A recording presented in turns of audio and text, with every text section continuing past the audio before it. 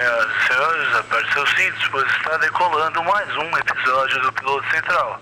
Ladies and gentlemen, fasten your seatbelts, because in order to the process is take off. Hoje sem muito ânimo aqui, né? Porque é situação caótica nesse país, mas eu subo o som aqui. Piloto Central, que está começando no momento M, com a vinheta V, com os participantes P, com aquela dignidade D na hora H, no minuto M, no segundo S. No ponto G. No ponto P, né, pô? No ponto P. No ponto P, né? Com gente do bem, com vinhetas, com gente do bem B, e com vinhetas sensacionais S. Meu amigo, começa mais um Piloto Central numa semana caótica, uma semana maluca no Brasil e no mundo também. Desdobramentos do caso Trump, apagão da saúde lá no Amazonas, Covid aumentando, eficácia da Coronavac aí sendo falada, é 50, é 78, é 98, com o mundo entrando, com a Ford indo embora e levando. Ô Bruno, você ficou triste aí com alguma coisa da Ford, né? Você tava falando aí, né, cara? Poxa, eu tava já pensando em comprar um Ford Casinho daquele primeiro modelo, aquele lá, bem feio pra burro. Tem uma bundinha aqui assim, ó, bem assim, ó, redondinha. Mas né? disseram que vai desvalorizar agora, não vai ter mais peça. E se tem uma coisa que esse Ford Ka precisa, é peça. Porque esse Ford Ka, além de ser um presente pra mim, seria um presente pro meu mecânico, né? Que é uma desculpa pra gente se ver todo mês. Se liga, Piloto Central na área, meu amigo! Eu sou Silas Lima, SL! Eu sou o Bruno Moreira, BM. Eu sou o Vitor Hugo, VH. Eu sou o V, lembra do V de vingança?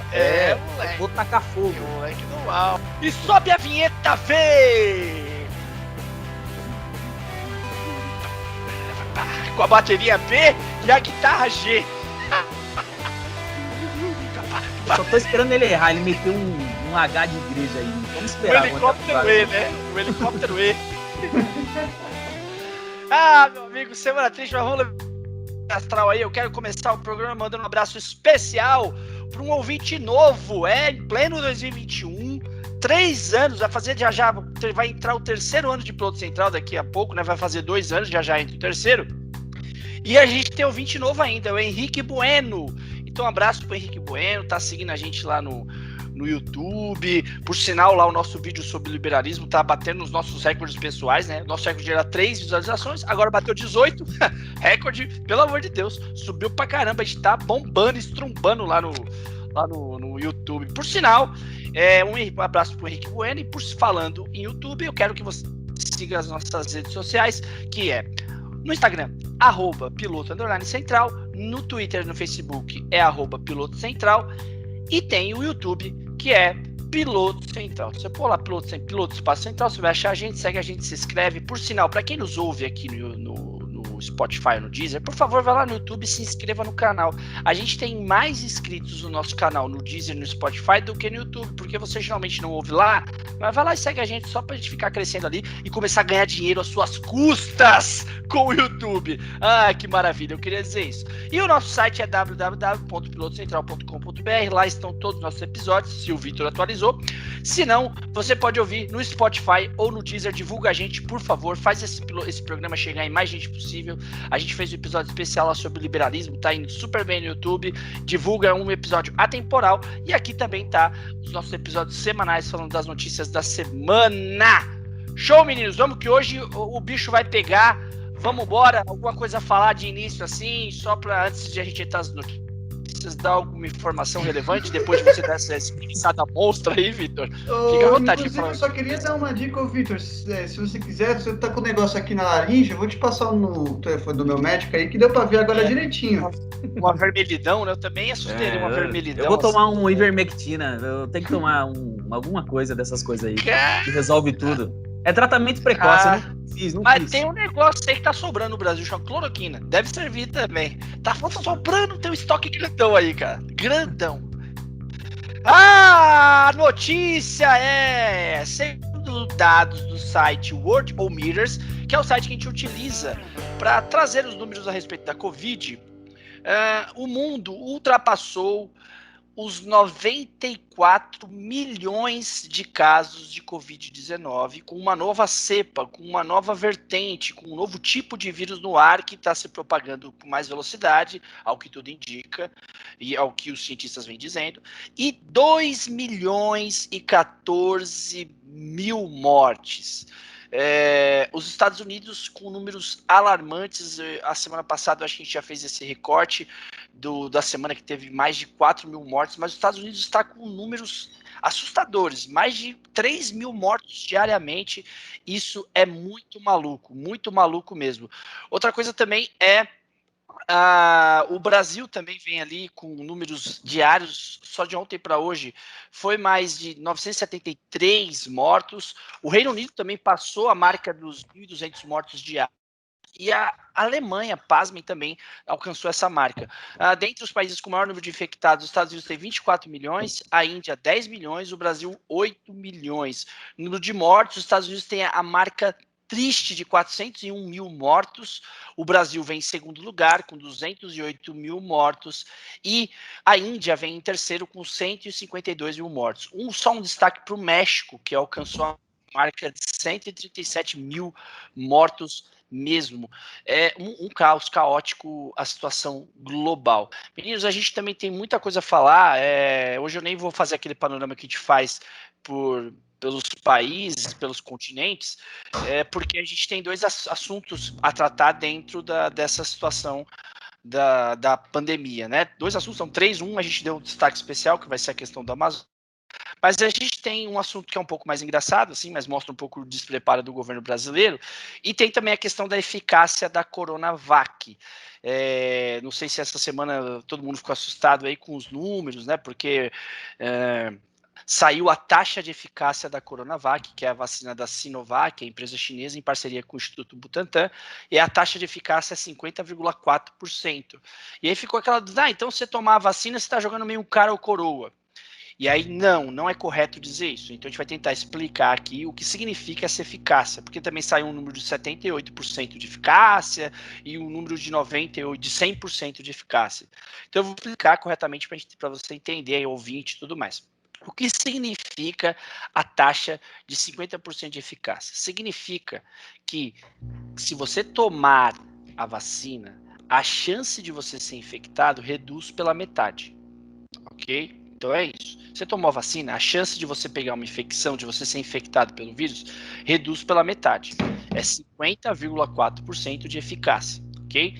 Se você for infectado, a sua chance... Então vamos supor... Aí beleza, é isso. Mas aí suponha que você só tomou a vacina depois de infectado e você tem um quadro leve. A sua chance de proteção desses casos é de 78%. Então vamos supor... Ou se você tomou ali a vacina depois de ter sido infectado, ou se você foi infectado com a vacina. A chance de você só ter casos leves é 78%, beleza? Então, ela é eficaz ali, se alguém está com caso leve e toma a vacina, 78% dos casos resolve e está tudo certo. Para as pessoas que estão no quadro grave, a vacina tem uma eficácia de 100%, vamos dizer assim. Deixa eu tentar explicar melhor, acho que eu expliquei muito mal. Vamos lá. 50% das pessoas que tomam, 50,4% é o número assim, se eu tomo a vacina, eu tenho uma chance de ser infectado reduzida pela metade, ok? Aí, desses 50% que pegaram o vírus, 78% tem proteção e... Eu expliquei muito mal. Não vai desenvolver casos graves. A chance dele só ter sintomas leves, né? Isso. E aí, nos casos graves, se você garante que 100% das pessoas não vão entrar em casos graves. Nos casos mais graves, as pessoas que tomaram a vacina não precisaram de medicação, de internação, né? Então, ela foi eficaz nesses casos graves, no sentido de que ninguém precisou ser entubado, 100% das pessoas que já estavam nesse quadro não precisaram de internação, foram tratadas de uma maneira mais paliativa, vamos dizer assim, não, uma maneira porque você trata os sintomas, mas não danifica tanto o pulmão. Então, ela é eficaz também nesse sentido. Deu para entender? Então, se você tomar ela de cara, acho que agora a explicação vai ficar boa. Se tomar ela de cara, a sua chance de pegar o vírus é 50% reduzida. Se você está tem um caso leve, a sua chance de se recuperar é 78%.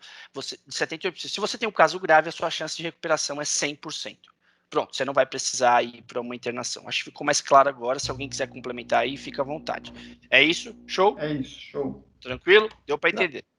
Pode, segue. É isso aí, beleza? Quer falar, fica à vontade, pode falar aí. Eu acho que interessante disso também é a gente pensar no efeito desse 50% do contágio, ou seja, eu tomei a vacina, eu tenho 50% de chance de me contaminar, 50% de não me contaminar. Ou seja, diminuiu pela metade, né? Se você sai, sei lá, você entra em risco 10 vezes por dia, é como se você você sai de casa 10 vezes por dia, mas só 5 desses dias você está em risco, né? Trocando em miúdos. Agora, se a gente pensar no efeito disso em sociedade, fica extremamente interessante, porque se você diminui a chance de contágio de todo mundo, você também diminui a chance de contágio entre as pessoas. Então, é um efeito cascata.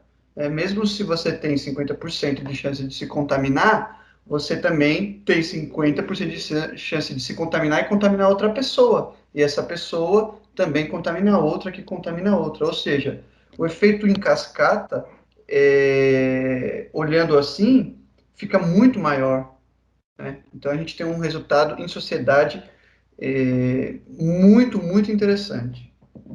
Ela vai garantir que o Bruno falou, né? Se você tomar vacina, sua chance de ser infectado reduz pela metade. Aí, ela dá uma imunidade de 78% para que você tenha um quadro leve. E ela garante 100% que você não vai ter o quadro grave. Entendeu? Então, é óbvio que ela é extremamente eficaz. Tudo bem, você pode ter um quadro, só 32% das pessoas que tomaram teve um quadro leve, mas é garantido que ninguém vai precisar ser internado. Isso já é um grande avanço, já é demais, já. Não, gente, ela evita mortes, né? Isso é muito óbvio, né? Total. Obviamente, a parcela de testagem para garantir esse 100% ainda é pouca. Você vai ver isso realmente em sociedade, que ela tem 100% de evitar mortes. Olha isso. Então, assim, eu estava vendo comparações, né? A vacina da gripe funciona muito dessa forma. Eu estava vendo um infectologista explicando o que seria uma vacina que não é 100% eficaz, geralmente.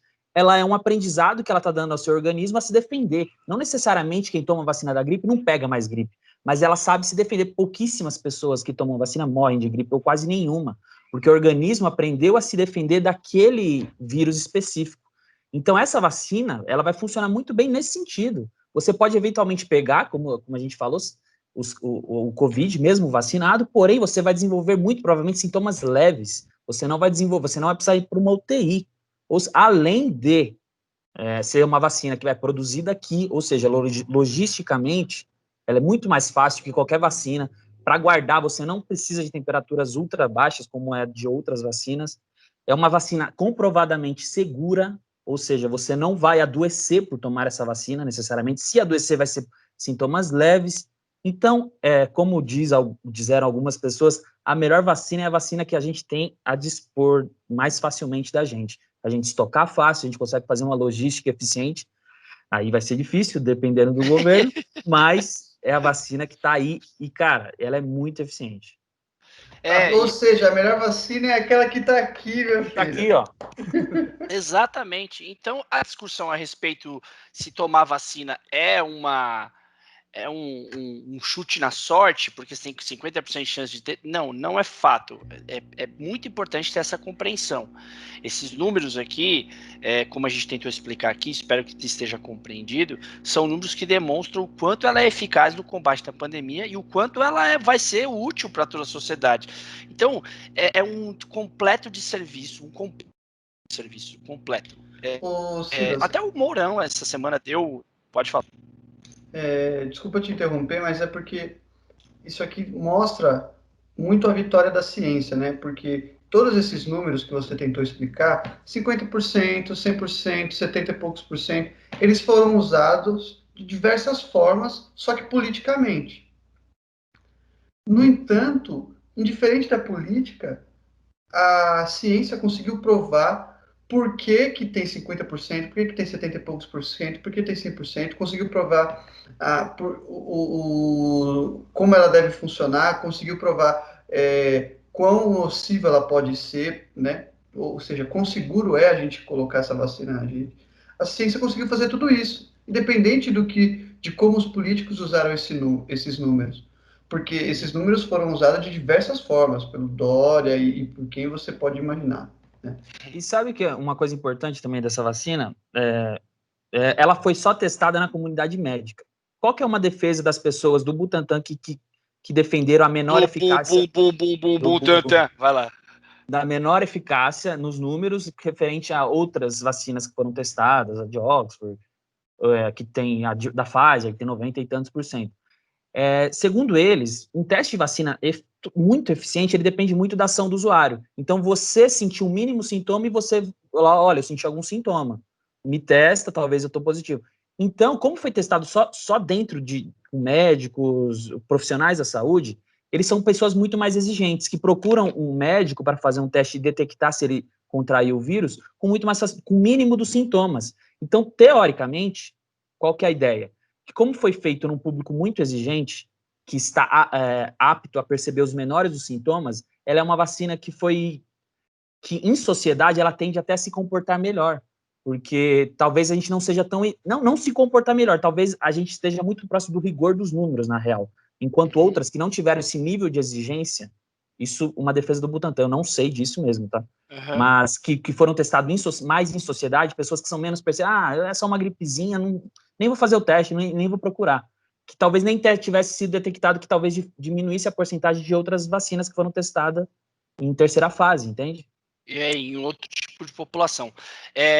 Concordo, entendo, e vale aqui só refrisar, vou reformular mais uma vez essa compreensão, porque são números confusos mesmo, que a gente fala 50% e 78%, então revisitando para a gente matar esse assunto e seguir em frente, matar não, essa analogia é horrorosa, né? Para a gente fechar esse assunto e seguir em frente, se você toma vacina, você diminui pela metade a chance de você pegar o vírus. Se você pegou o vírus, você tem 78% de chance de não ter os sintomas leves da doença. Se ainda assim você tiver os sintomas leves da doença e partir para um quadro grave ou moderado, você está imunizado 100% de que não vai precisar ser internado. Eu acho que agora ficou bem claro.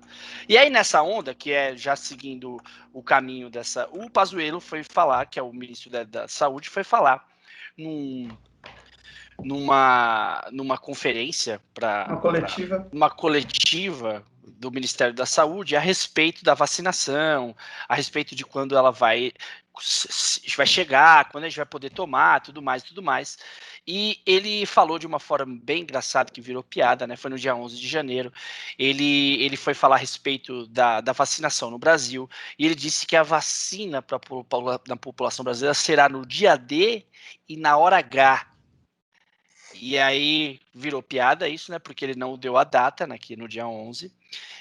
Mas ele disse que isso aconteceria em todos os... O que ele estava dizendo assim, a vacina vai acontecer em todos os estados brasileiros simultaneamente, no dia D e na hora H, mas não falou nem a data e nem a hora. Depois ele falou que, depois de aprovada na Anvisa, 4 dias depois, começaria a vacinação. Ele chegou a dizer que o Brasil seria um exemplo, né, que já está preparado para, se for 2 milhões de vacinas, 6 ou 8 milhões já tem um plano para cada uma, e que o Brasil imunizaria mais que todo mundo. Ele até chegou a falar, não sei porque a imprensa me critica, vocês nem sabem quantos de vacina foi aplicado no mundo todo para falar isso. Eu fiquei achando que o número de imunização no mundo fosse pequeno. Mas aí eu fui ler uma reportagem que mais de 40 milhões mais de 24 milhões de doses já foram aplicadas no mundo. Então, tipo, não entendi o que ele quis dizer ali, né? Porque a China já fez 9 milhões, os Estados Unidos 6,7 milhões, a Europa toda também já fez alguns milhões. Então, eu não entendi o que ele quis dizer, mas tudo bem, respeito aí o Pazuello, que espero que no dia D, na hora H, a vacina chegue. Acho que esse assunto vai emendar no próximo. Eu não sei se vocês querem fazer algum comentário a respeito desse dia de hora H ou esperar a próxima notícia para a gente fazer um comentário único. Não, eu queria só aproveitar que a gente está falando de um profissional da logística e parabenizar outros profissionais de logísticas que eu considero exemplares. Então, eu queria parabenizar nossos queridos irmãos, né, na Argentina, que já iniciaram a vacinar a população. La Também vacinação. a vacinação. Também queria parabenizar o trabalho de logística do Chile, que também já iniciou a vacinação. Então, temos aí grandes exemplos de profissionais da logística que trabalham desde a negociação dos insumos até a entrega deles, né? Então, um ótimo trabalho. Eu acho que isso precisa ser parabenizado. Fica aqui meus parabéns. Bruno tá irônico, Jesus. tá cara irônico, Puta, cara. esse negócio Tô da liso, imprensa eu tá tô liso, Nossa, moleque, eu tô liso. uma cobra, cara. o Brasil que esqueceu de comprar seringa, então, ai meu Deus. Bruno, ô Vitor, quer falar alguma coisa ou já vamos para a próxima notícia que a gente já faz um comentário único? Já faz, porque vai cair Não, no mesmo, eu mesmo. acho mesmo teor, né? A notícia é caos no Amazonas. O Amazonas, né, de ontem para hoje, teve uma insuficiência logística, né, de insumos, dentre eles a falta de oxigênio para as pessoas que estavam internadas com a Covid, nos hospitais e nas internações. Vale dizer que desde o início do ano já se previa que alguma coisa de ruim, já se previa porque os números eram bem evidentes, que alguma coisa de muito ruim estava prestes a acontecer dentro do estado do Amazonas. A situação lá é caótica e o sistema de saúde está colapsado. São recordes de internação, unidades de saúde sem oxigênio, e o estado está sendo obrigado a enviar pacientes para outros estados.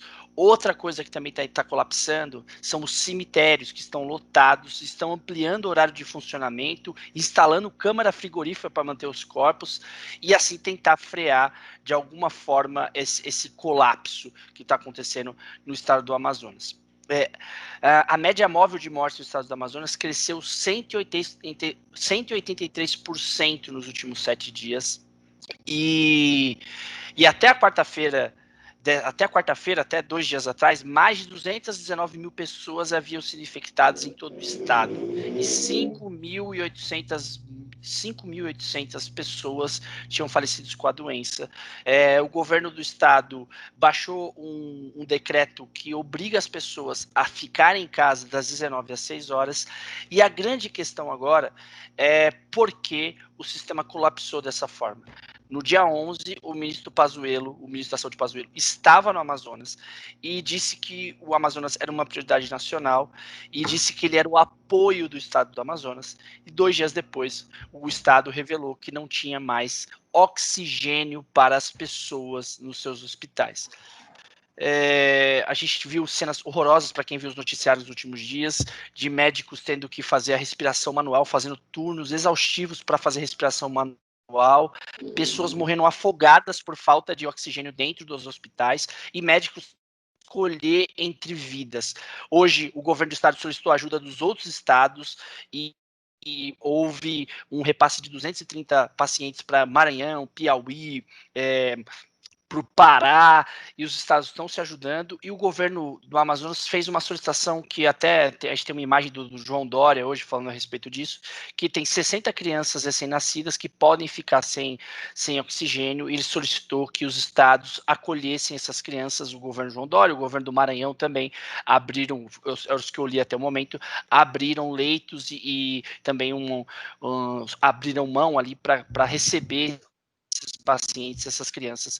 E a situação é caótica. Chegamos ao ponto que a gente já prenunciava desde aquele momento na Itália, de que possivelmente, em algum momento, a gente teria que escolher entre quem viveria e quem morreria, e eu não queria de modo algum me colocar nessa situação, porque eu não consigo imaginar, ou sendo parente de um dos médicos ou parente de uma das vítimas que passaram por essa situação. O médico por ter que escolher quem vive e quem morre, e a família por saber que seu pai ou sua mãe ou um parente, um ente está internado e não tem oxigênio para respirar. Cara, e o Pazuello é especialista em logística.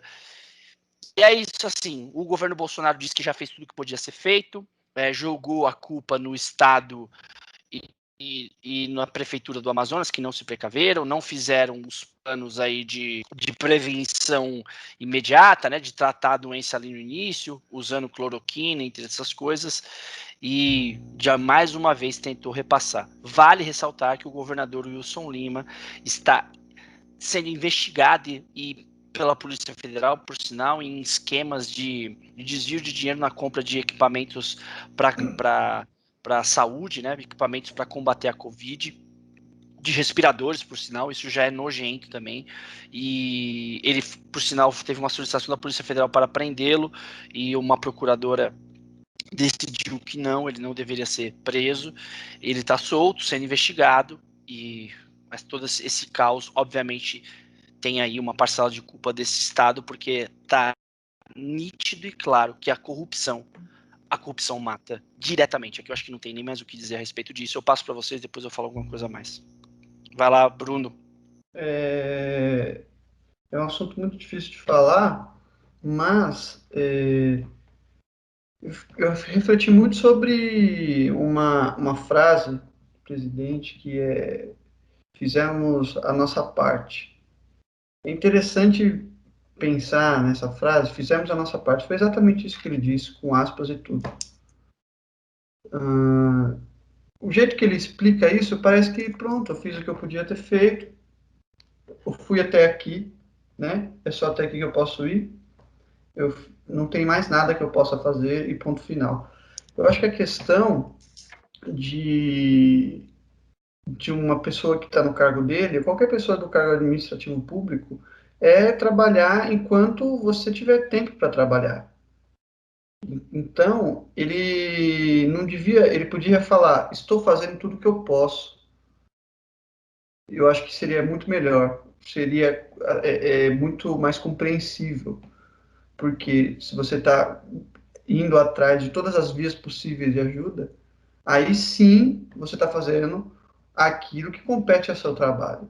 Então, eu fui buscar as ações do governo Bolsonaro para ajudar, porque se ele já fez a parte dele, significa que ele chegou à exaustão das suas atividades no que diz respeito ao fato do colapso da saúde em Manaus, certo? O que ele fez? Eu encontrei o Pazuello falando que eles apoiaram na ponte aérea, na ponte fluvial e por estrada, ou seja, eles apoiaram o translado do que precisa ser transferido, o que precisa ser levado de um lugar para o outro. Então, eles ajudaram nisso. Não consegui encontrar especificamente o que foi, mas eles disseram isso.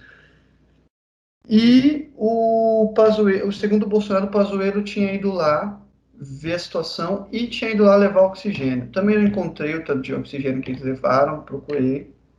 Mas, enfim, eles fizeram isso. Agora, uma das principais funções do presidente do executivo é as negociações internacionais, certo? Inclusive, talvez seja o maior poder dele que ele possa fazer de forma unilateral, as escolhas deles unilaterais seriam com as negociações internacionais. Ele não podia ter negociado com os países vizinhos da América Latina para conseguir oxigênio, principalmente os países ali perto. Por exemplo, a Venezuela. A Venezuela se prontificou a ceder, né, a doar oxigênio, né? Isso foi uma ordem, inclusive, do chefe do executivo da Venezuela, que não tem nenhuma boa relação com o nosso presidente. Agora você vê, né, como esse tipo de relação pode acontecer. O presidente ele podia negociar com os países vizinhos. Eu procurei e não encontrei nada disso. Pelo contrário, quando eu fui procurar, eu encontrei que a Venezuela cedeu, a Venezuela ofereceu. Outra coisa que podia ser feito de uma forma muito eficaz pelo presidente é a negociação interna. Né? Como que você pode...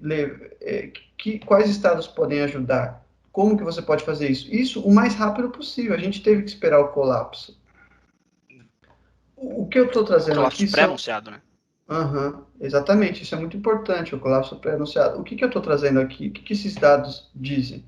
Eles nos dizem que o presidente não chegou a fazer tudo o que ele poderia fazer.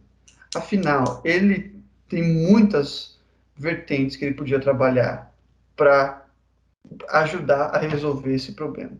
Mas ele fez um punhado de coisas e decidiu que pronto, eu já fiz tudo o que eu podia fazer.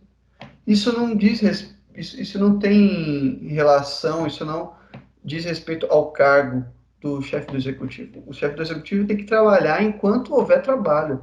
Enquanto há o problema, você tem que trabalhar para solucionar. Você não pode tirar você não pode tirar as suas ações desse problema. O que ele fez foi tirar o corpo dele fora dessa questão. Eu já fiz tudo que podia ser feito. Agora não é mais comigo, não me pergunta mais nada disso, né? É exatamente isso. Então, eu acho que essa fala do Bolsonaro, fizemos nossa parte, conjugada dessa forma, né? Que é interessante você...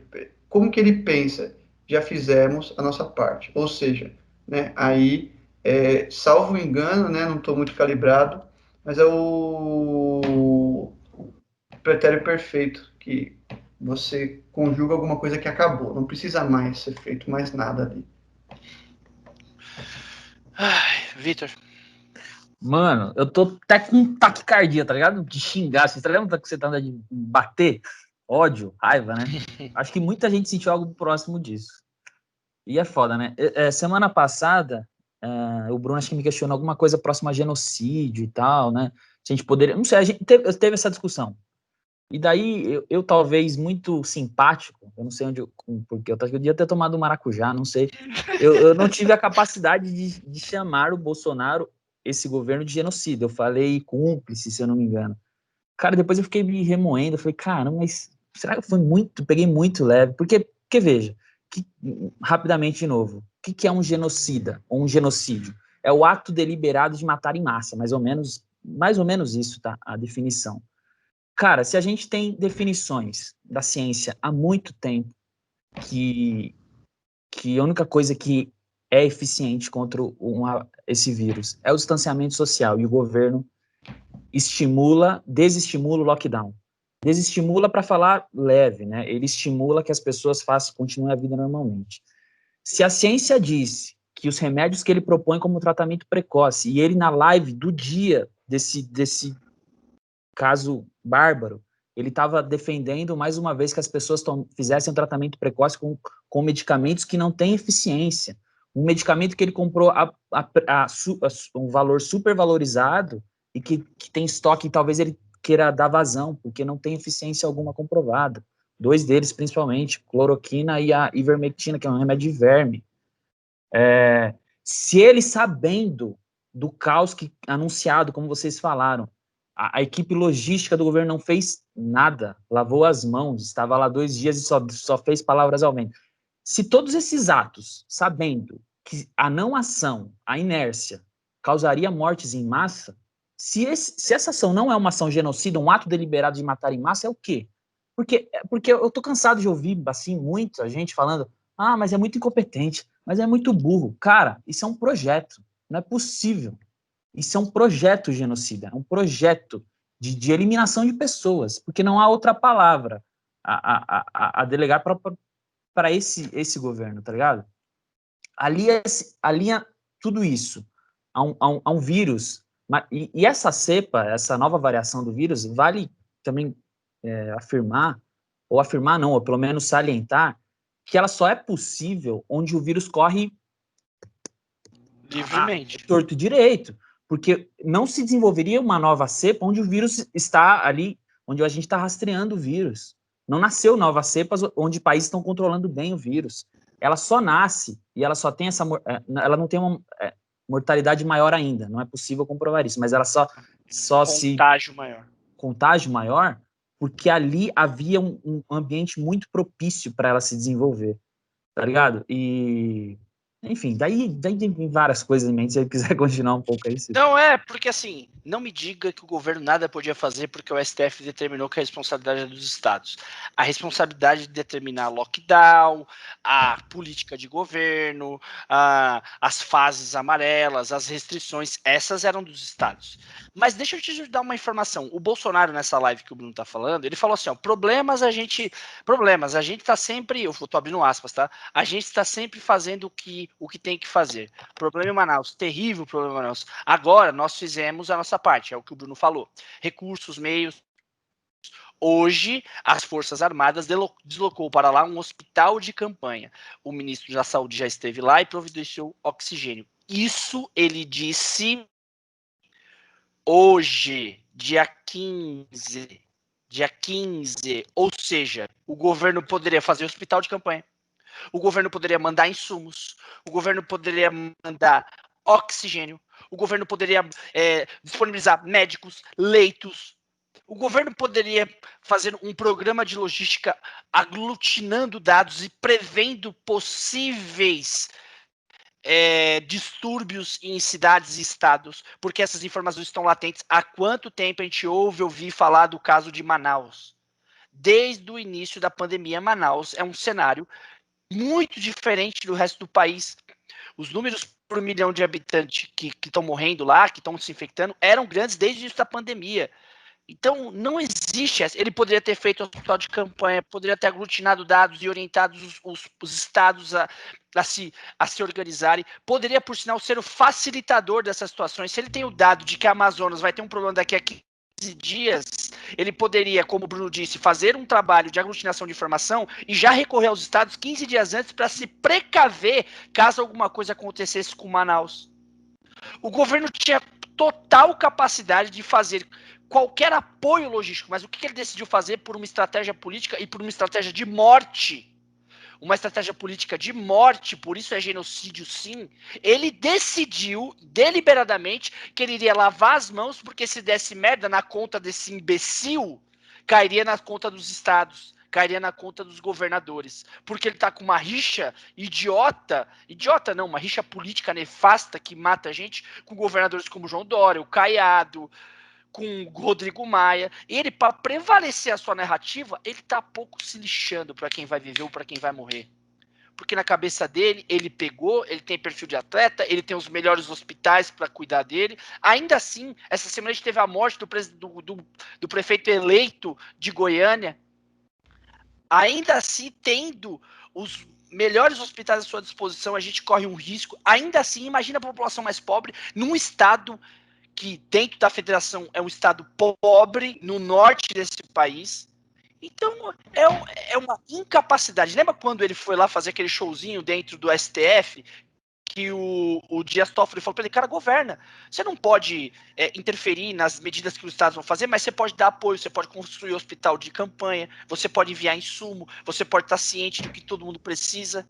Cara, como pode o cara ir lá 2 dias antes ouvir, porque assim, hoje saiu um dado do procurador do Amazonas dizendo que o estado foi alertado no dia 11 que faltaria oxigênio. E aí, 2 dias depois, falta oxigênio, o Pazuello estava lá no dia 11, cara, faz um movimento nacional, pega 20 aviões aí da FAB dos estados, a gente precisa de oxigênio no Amazonas. Mas esse governo brinca com a pandemia e, por consequência, brinca com a morte. Ele tem, sim, sangue direto nas mãos de 210 mil mortes de brasileiros, porque foi incompetente, minimizou, ridicularizou por muitas vezes e se omitiu, como o Bruno disse. Quem lava as mãos é Pôncio Pilatos. Eu vou fazer até uma referência cristã aqui, me senti até o crente aqui. Mas é exatamente isso, tão culpado quanto qualquer outra coisa. Com todo respeito, o Bolsonaro matou pessoas, tanto quanto a corrupção do governo do Amazonas e da prefeitura do Amazonas. Também, no exímio, o Wilson Lima não é flor que se cheire, mas não se trata os seus cidadãos assim. Um presidente de um país é um presidente que se preocupa com o seu povo, inclusive em dar suporte às federações, porque o povo nela vive. Então, eu não vejo outra explicação. Esse governo deveria dar suporte, por sinal o Pazuello entrou lá porque era especialista em logística e daria suporte aos estados em suas necessidades. Quantos hospitais de campanha esse governo federal criou? Quão líder nas ações a respeito da pandemia esse governo fez? Eu não quero fazer aqui elogios ao Mandetta, não, porque também é um personagem político que eu desconheço, mas a ação do Mandetta no início da pandemia era muito clara, era norteadora para os estados. Eu não sei se vocês lembram, os estados dizendo, nós seguiremos as diretrizes do Ministério da Saúde.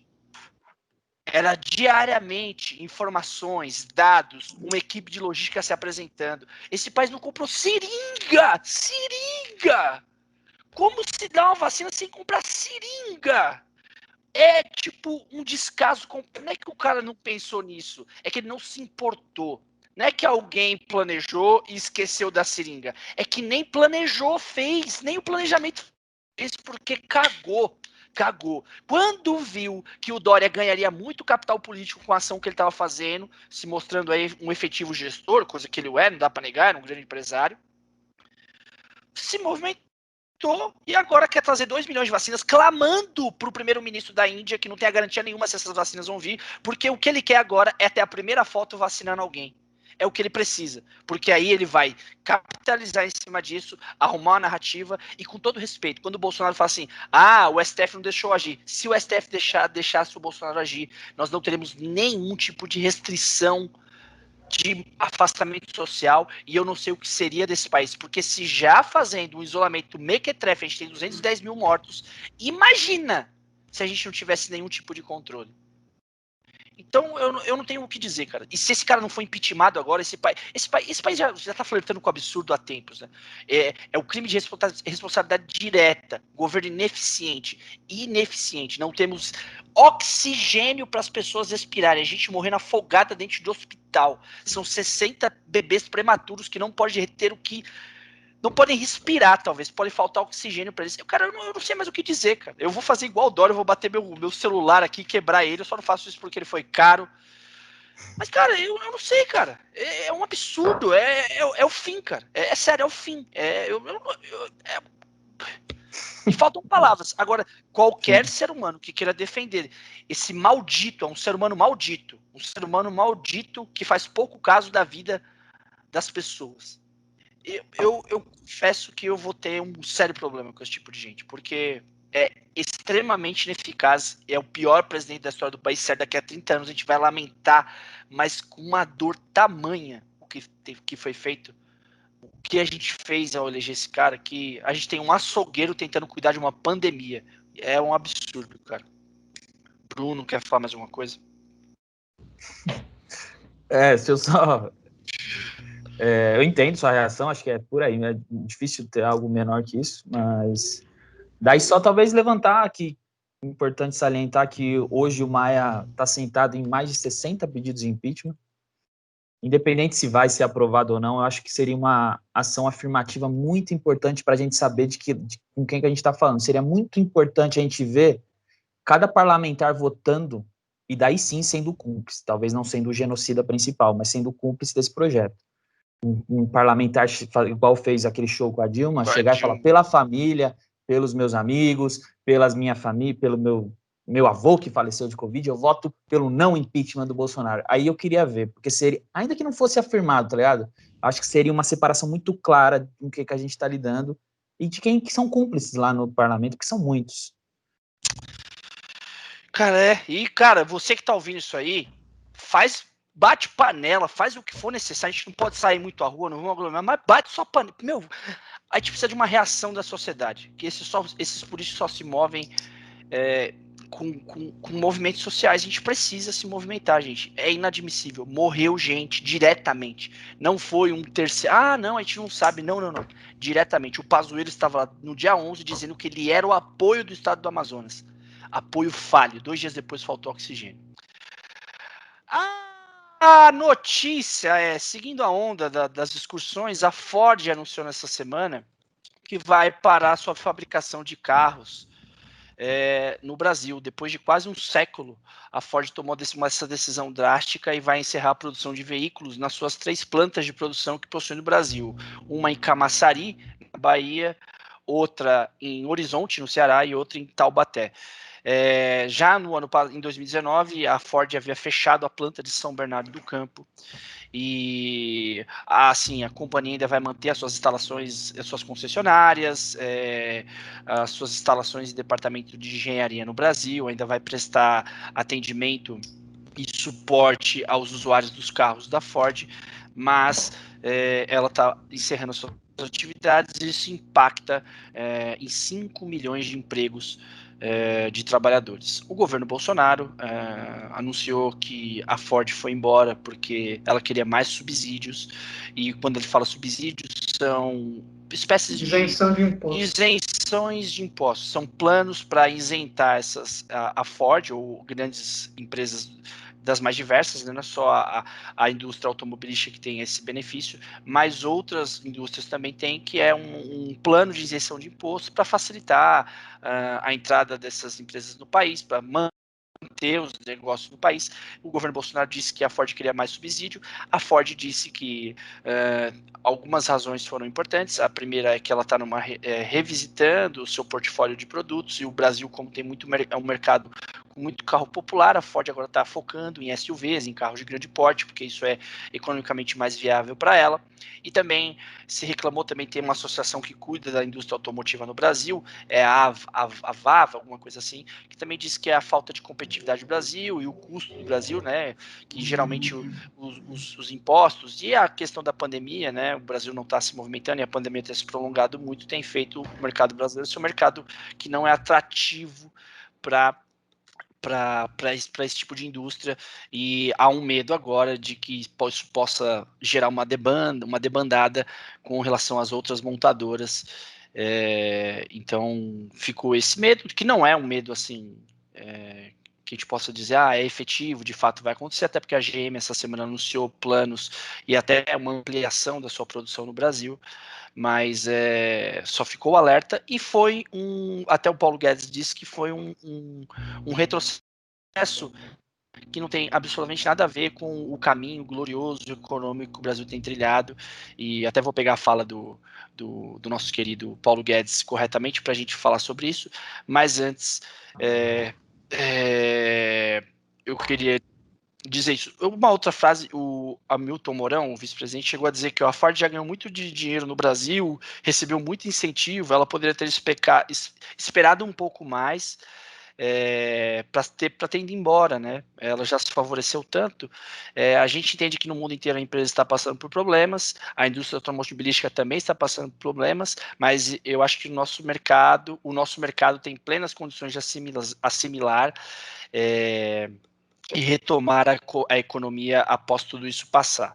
Vou abrir para vocês, eu acho que isso tem vários precedentes, essa coisa do subsídio, tem essa coisa do governo Bolsonaro ter significativamente, uma perda significativa, né, uma grande indústria internacional americana indo embora, tem os 5 mil empregos que vão afetar diretamente várias famílias, não só o emprego direto, os empregos ao redor, né, uma indústria automobilística envolve uns trabalhos que são derivados daquela fábrica, né? Muita gente que vende alguma coisa, até a senhora que vai na porta da fábrica vender café, tudo isso desestrutura de alguma forma. Vitor, começa aí você e a gente começa o debate aqui a respeito disso. Tem várias nuances, né, que a gente pode debater. A gente pode falar que não seria injusto falar que seria culpabilizar unicamente esse governo, né? Um projeto de indústria se faz como um projeto de nação a longo prazo. Uma coisa que o Brasil deixou de ter há um bom tempo, eu acho que a gente pode falar. Mas essa frase do Mourão que você trouxe, eu nem ia falar, mas eu achei bem legal, que eu na verdade não tinha visto, que ela exemplifica muito bem o que é um projeto unicamente financeiro, né? Então, assim, a Ford ganhou muito, agora que ela simplesmente deixou de faturar, ela sai, abandona 5 mil famílias, a mercê, talvez vão ter um estímulo ali de, sei lá, 1 ano, vão ter um acordo com o sindicato, porque simplesmente não dá mais lucro. Ou seja, você tem a capacidade técnica, você tem a capacidade produtiva, vamos dizer assim, obviamente precisa de investimento, mas você tem ali o espaço, só que vai simplesmente deixar, porque não é lucrativo para os acionistas da empresa. Não há nenhuma ação afirmativa do governo contra isso, o governo simplesmente, mais uma vez, lava as mãos e fala, eles não querem, sai fora, que é uma mentalidade totalmente neoliberal. Você fala, olha, é cada um por si, eles não quer, não quer, eu não vou dar mais subsídio. Então, assim, se relativiza totalmente as pessoas que enfim, fazem da Ford, ou fizeram, a Ford está há mais de 100 anos no país, cara.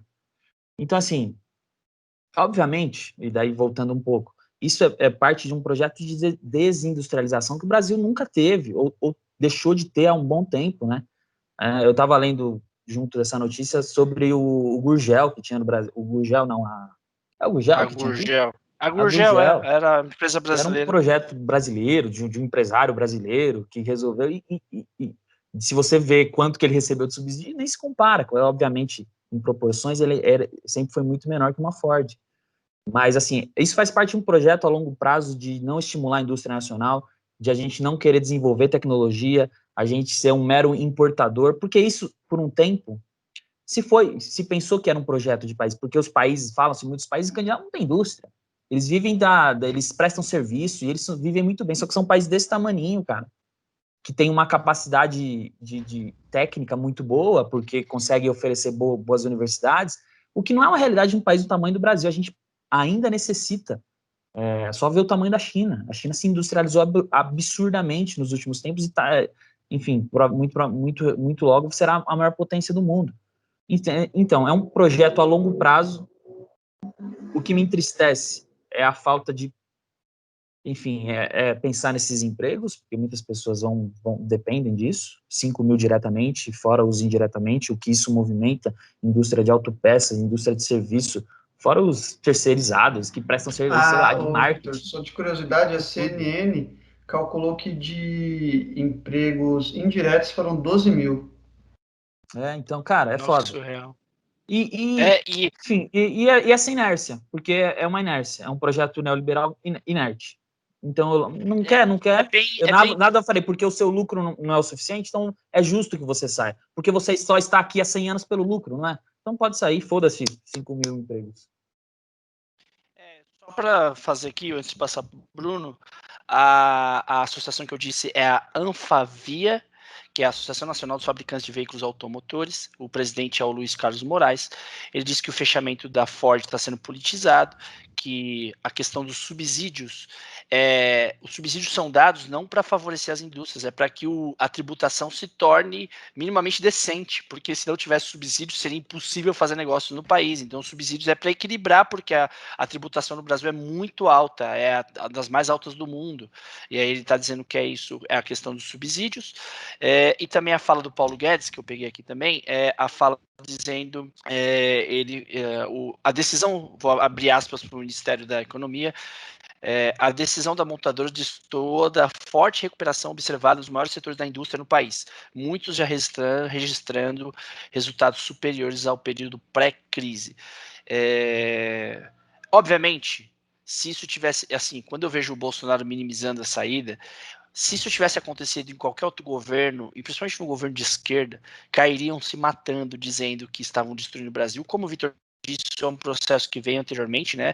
Dizem, eu estava vendo até o Ciro Gomes falando isso essa semana, que é um processo que se startou possivelmente no governo Lula-Dilma e vem sendo mantido, possivelmente até no governo FHC, né? Que os serviços começaram a ganhar O Collor é o principal, eu acho que esse projeto mas o Collor é tão pouco tempo de ter essa eficácia, né? Ele não ficou tanto tempo para você falar que as medidas dele não, mas foram depois retomadas de outra forma pelo FHC. Ele abriu aqui o setor para a iniciativa para o capital exterior, tudo bem, mas trouxe muita indústria também de fora e capital privado.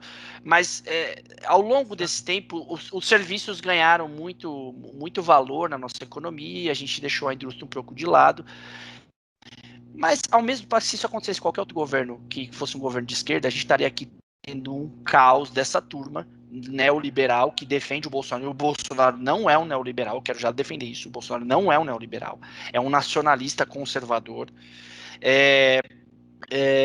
que defende essa ideia maluca. Estaria aqui trucidando um governo Dilma se tivesse acontecido isso no governo deles. Por sinal, até trucidou o governo argentino com a vitória do presidente argentino agora, que até pegou o presidente, como é o nome dele, é o Alberto Fernandes, dizendo que se o Alberto Fernandes ganhasse, ia ter uma fuga de capital estrangeiro, ia sair um monte de indústria da Argentina, e o que aconteceu é que a Ford ficou na Argentina e saiu do Brasil, e aí o Palmeiras ganhou do River, mas o River ficou com a Ford e a gente ficou com a bicicleta da Yellow, alguma coisa assim. Vai lá, Bruno, fala aí. Eu acho que tem uma coisa que muita gente está olhando para a relação política versus economia, né? O Brasil, ele tem o ministro da Economia liberal, mas os problemas continuam acontecendo. As empresas liberais que são não conseguem resolver os seus problemas no país governado por um ministro da economia liberal. Essa é uma questão muito comentada. Mas uma outra questão mais global é que o mundo, e até o Brasil, ele está comprando menos carros. O Brasil, a população brasileira, apesar de ser um mercado enorme, porque é uma população muito grande, o brasileiro está comprando cada vez menos carros. Isso porque o carro ele está ficando cada vez mais inviável. Na Europa, por exemplo, tem alguns países que já têm planos a França já tem um plano, acho que é 2030, não pode mais ter carro movido a combustível fóssil. A Ford não tem projeto nenhum ainda para isso. Tem alguns carros eletrônicos assim, mas não tem projeto de parar de produzir carros a combustão. E o mundo está caminhando para isso. Tanto que o dono da Tesla ultrapassou em riqueza o dono da Amazon. Esse é o futuro. Eu estava lendo algumas entrevistas com o CEO da Ford e ele fala que um dos problemas de a Ford estar com pouco dinheiro é erros próprios da empresa, de não ter se modernizado.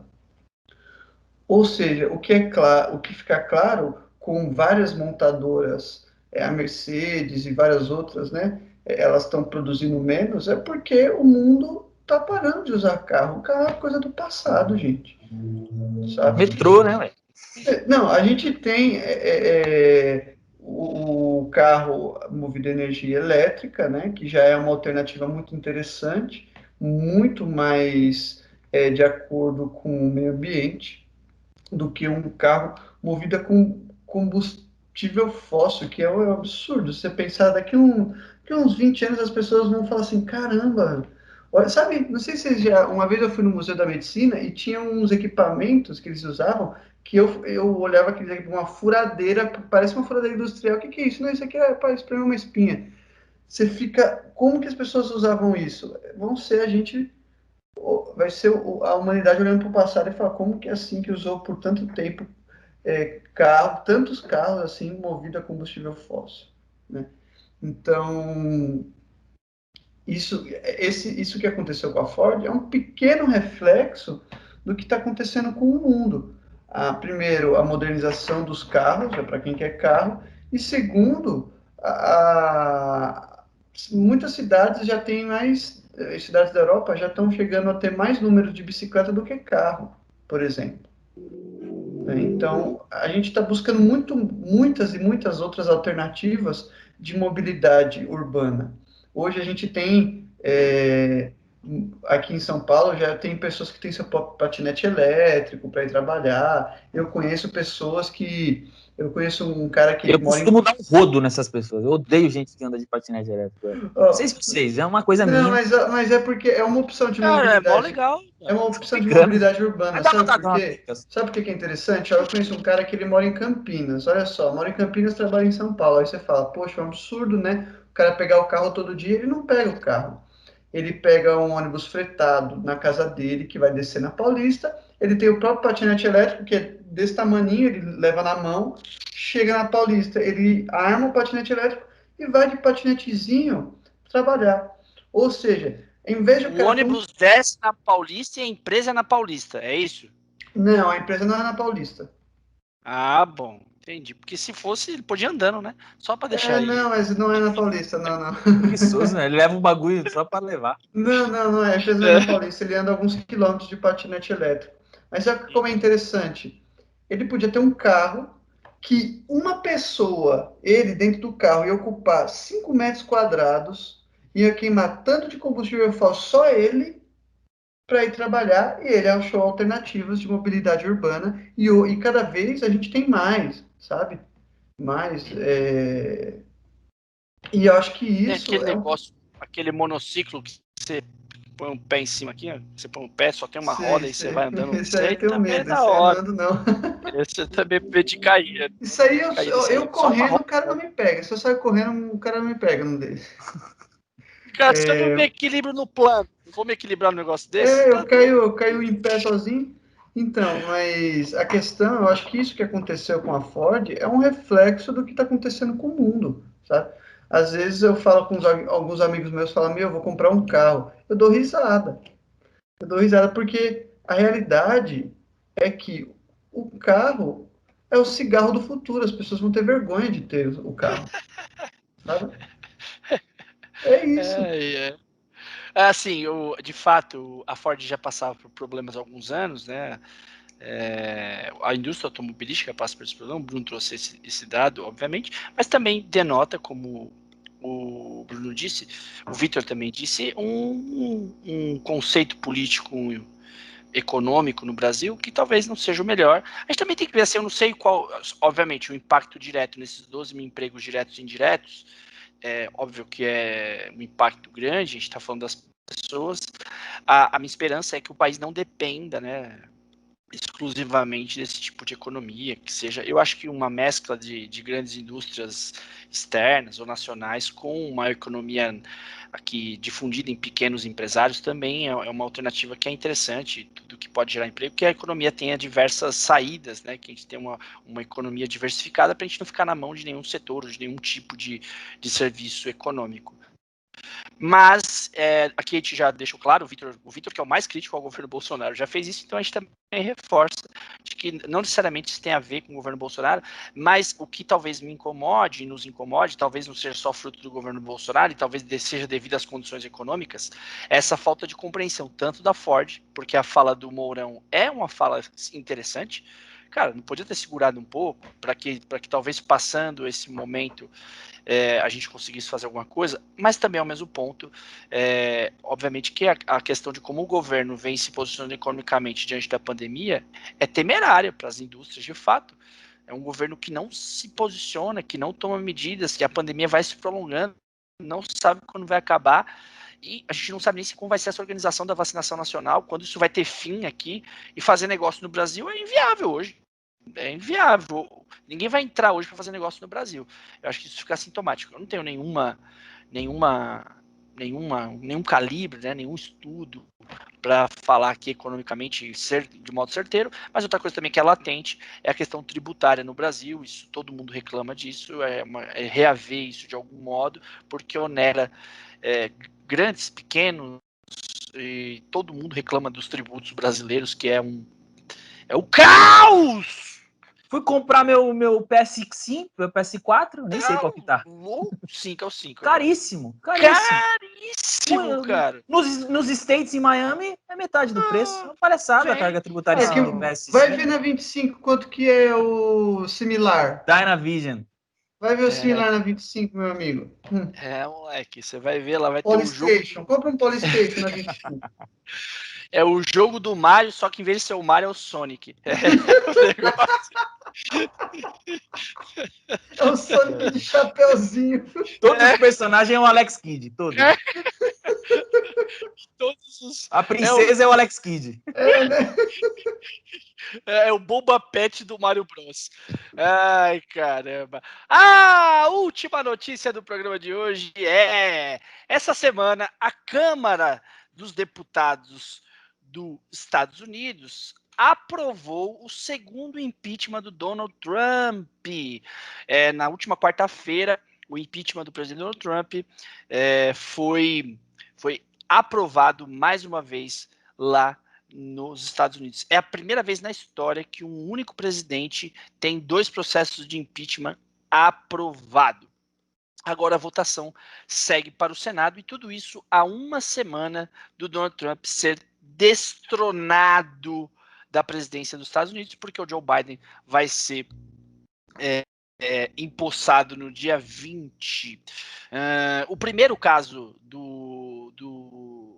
de impeachment do Trump foi quando ele foi acusado de abuso de poder e obstrução no Congresso após o inquérito revelar que ele pediu ajuda do presidente da Ucrânia para interferir na eleição presidencial do ano passado, que ele perdeu, contra o Joe Biden. Então, esse foi o primeiro caso. Esse segundo está relacionado ao episódio da invasão do Capitólio, que aconteceu a semana passada, que foi muito bem aqui falado pelos meus amigos a semana passada no episódio do Piloto Central, e ele tá sendo acusado agora de incitar a violência contra o governo americano.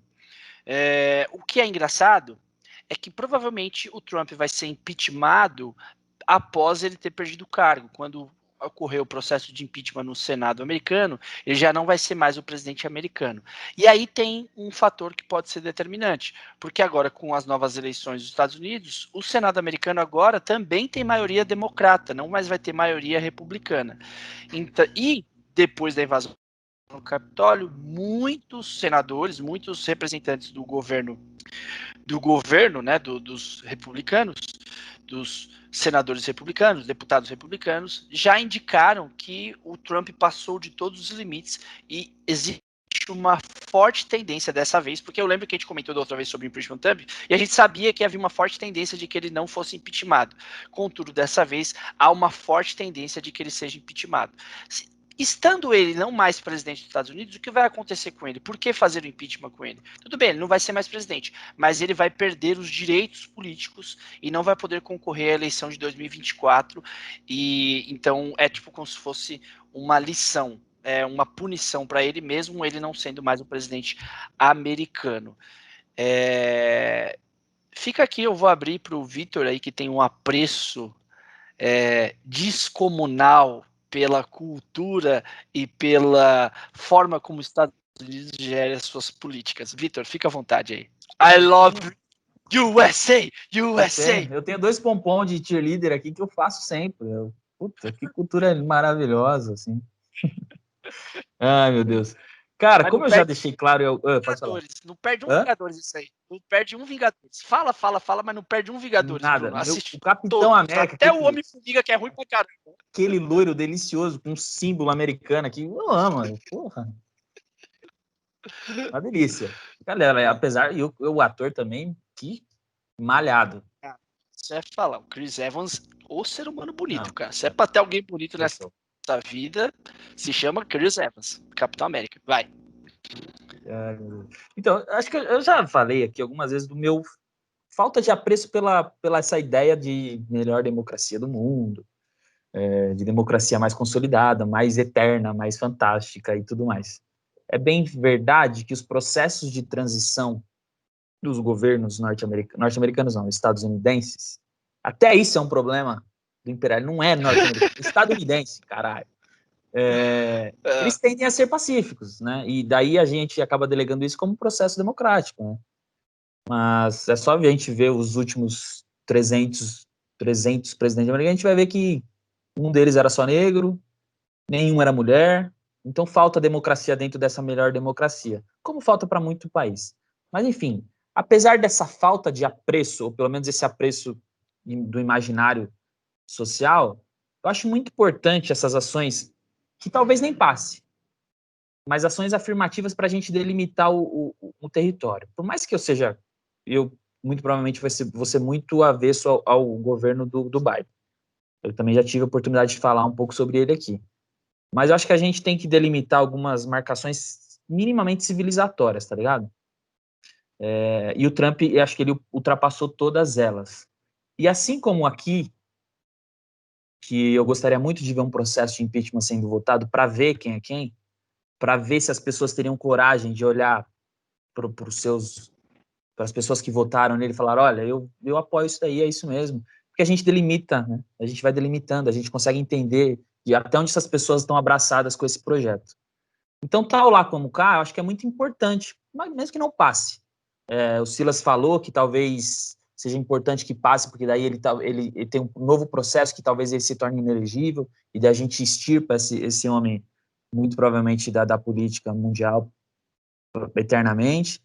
Mas ainda que não passe, a gente delimitar essas barreiras civilizatórias mínimas é importante. Então, ainda que porque a gente costuma pensar em impeachment, e eu mesmo costumava pensar até pouco tempo atrás como um processo muito tático, né, muito estratégico. Então você tem que, antes de colocar em pauta, para não fortalecer o adversário, você tem que ver se realmente passa, porque senão, se não passar, o cara vai voltar mais forte, ele vai voltar cheio de banca. E teve essa discussão no primeiro impeachment, mas eu acho que não, cara. A gente, às vezes, acho que a gente fica pensando muito estrategicamente e perde a oportunidade de se afirmar ideologicamente, enfim. E eu acho importante, eu acho interessante. Vamos ver. Bruno? O que eu mais achei interessante nisso tudo é como, apesar de o Vitor criticar muito esse modelo de democracia, mas como a reação a um ato antidemocrático, que foi a ação do Trump, incentivando as pessoas a marchar até o Capitólio. Ele estava na Casa Branca, né? Ele incitou as pessoas a invadirem o Capitólio, pedindo para elas marcharem até lá. E o tom da fala dele naquele discurso era: a gente não perdeu, a gente não vai aceitar, e ponto final. Então, teve essa ação antidemocrática e rapidamente rapidamente foi aberto outro processo de impeachment muito próximo da saída dele. Ele está 2 semanas praticamente, acho que é dia 20 de janeiro, né? Que ele sai. Isso, a posse do Biden é dia 20. Isso. Então, independente se ele vai, se já está próximo dele sair ou não, houve uma reação democrática. O que é uma reação democrática? Não é vamos invadir a Casa Branca, vamos tirar ele na porrada. Não é. Você está entendendo? A diferença enorme disso, abrir um processo de impeachment, respeitar. Porque na democracia, a gente tem muitas ideias, né? Mas o que eu acho mais importante de todas essas ideias é que todas elas respeitem o caminho. O caminho sempre é o mais importante. A gente precisa ser democrático. Então, olha como a reação democrática foi rápida e democrática, né? Então, eu acho que isso, para mim, foi o mais interessante. Eu achei bonito, né? Estou aqui, já tirei minha bandeira estadunidense aqui. Pôs a mão no peito, né? Já coloquei o hino dos Estados Unidos, já fiquei aqui assim, ó. Já coloquei meu hambúrguer na chapa e já pensei, vou virar obeso. Brincadeirinha de mau gosto com os cidadãos estadunidenses. Eu sei que tem um probleminha ali com gordura trans. Cidadãos e cidadãs.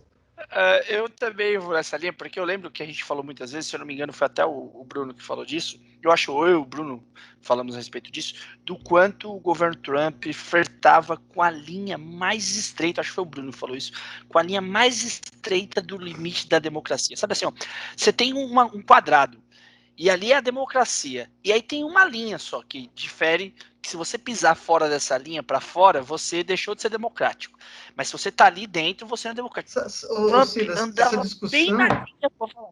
Essa discussão aí que você falou é aquela lá, quando você olha um quadrado, aí você fala, não, ali não é mais o quadrado, é a borda. Aí o outra pessoa fala, não, claro que não, aquilo a borda é do quadrado. Não, a borda é a borda, não é o quadrado. Esse probleminha aí, tá no limite. Isso, ele ficava pisando ali, e estressando ao máximo. O Bolsonaro também fez muito isso aqui no Brasil, ele deu uma aliviada nos últimos tempos, mas ele tá fazendo muito isso. E estressando até onde iria a democracia. E aí, eu acho que vira uma questão de orgulho, por isso que eu acho que dessa vez, porque não vai ter o símbolo no governo ser retirado, isso seria muito ruim para o Partido Republicano, mas pode ficar na peixe do Partido Republicano um partido que burla as regras democráticas, algo que é tão precioso para o americano, que ultrapassa essa linha, por mais que o Trump tenha beijado essa linha várias vezes, sabe?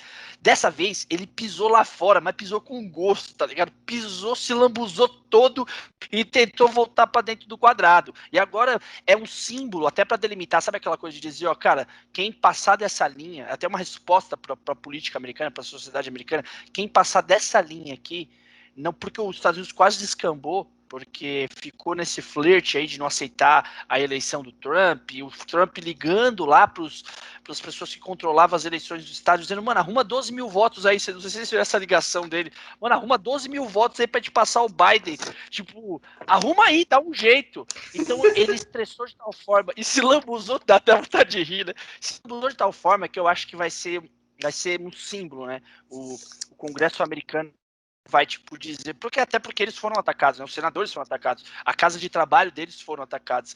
Aqueles manifestantes, se pegassem qualquer senador, não iam olhar se era democrata ou se era republicano.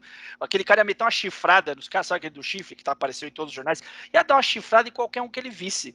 Então, eu acho que vai ser uma espécie de, sabe, quando você, o exemplo é horroroso, mas quando se punia alguém para dar exemplo para os outros, o Trump vai servir desse bode expiatório para dizer, ó, esse é o limite. Olha que os Estados Unidos flertou muito com o absurdo, mas esse é o limite que foi ultrapassado e precisa ser recriminado para que não seja repetido. Eu acho que dessa vez vai passar. E também eu acho assim, que isso não mostra quanto a democracia americana é falha, não. Mostra só o quanto a democracia americana é forte. E aqui eu não estou fazendo uma defesa ao jeito que os Estados Unidos vê democracia, nem ao jeito de se viver, mas que as instituições democráticas dos Estados Unidos são fortes. Tá aí provado. Elas sobreviveram ao Donald Trump, cara. Sobreviveram e conseguiram tirar ele sem ter que fazer um golpe, ou sem ter que fazer uma revolução armada que matasse gente. Tirou ele dentro do jogo democrático, o mesmo que o colocou lá dentro. Então eu vejo isso. Se a gente conseguir fazer isso com o Bolsonaro, eu vou ficar muito feliz, porque não sei se vocês viram que ele já, acho que vocês até devem ter falado semana passada, que ele já prenunciou que se não tiver voto de cédula em 2022, vai ser pior do que aconteceu nos Estados Unidos. Então se prepara aí para aqueles 30 vir com um foguetinho lá, vir com as suas tochas, marchando na Avenida Paulista, tentando parar o Brasil. Já se prepara aí. Ele quer o voto de cédula, que lá o Trump falou que deu problema, pôr aqui pra falar que ele tem que entender a mente do cara, velho. Da mesma forma que ele ganhou a eleição e falou que teve fraude, ele vai pedir o voto impresso e vai falar assim, ó, tá contando tudo errado, não dá certo esse negócio de voto impresso, não. É a mesma coisa. É até estratégico. Ele quer o voto em cédula porque é mais fácil que falar que teve fraude, né? É muito mais fácil. Como ele não manja de informática, ele não sabe nem apertar o botão iniciar do Windows, ele vai querer falar que alguém assinou errado ali, entendeu? É uma estratégia toda. Mas eu também acho que é um símbolo, eu fiquei feliz e, assim, não que eu faça uma defesa, eu não tenho nenhum problema nos Estados Unidos, assim, eu tenho alguns problemas, não total, para mim os Estados Unidos é um demônio, mas eu acho que é uma democracia que se demonstrou forte, porque sobreviveu a um cara que tensionou muito ela e sobreviveu, como o Bruno disse, de maneira democrática, com reações democráticas, sem ter que matar ninguém. É muito interessante, né, Ciro? Porque muita gente, os Estados Unidos, ou é o super anjo ou o super demônio, né? Ao invés de ser, como para mim, para você, é só um país que tem seus problemas lá, mas que, poxa, tem estados super interessantes, super de vanguarda, né? Você pega Nova York, ali tem vários movimentos que se iniciaram ali, o estado que abrigou grandes pensadores como Hannah Arendt, né?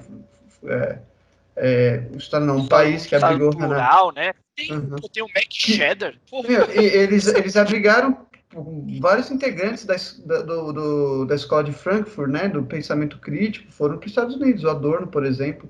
Então você... E era o sistema capitalista americano, né? Isso que é louco, né? Sim, então, e eles criticaram de dentro, inclusive, o Adorno especificamente falando, né, porque a Hannah Arendt não, mas é um país com seus problemas todos, né, tem lá McDonald's em todos os lugares, tem McDonald's em todos os lugares, as pessoas lá comem muito McDonald's, além do que devia, e consomem muita gordura trans, é verdade, mas, pô, eu não conheci muitos nova-iorquinos, mas os que eu conheci eram magrinhos até.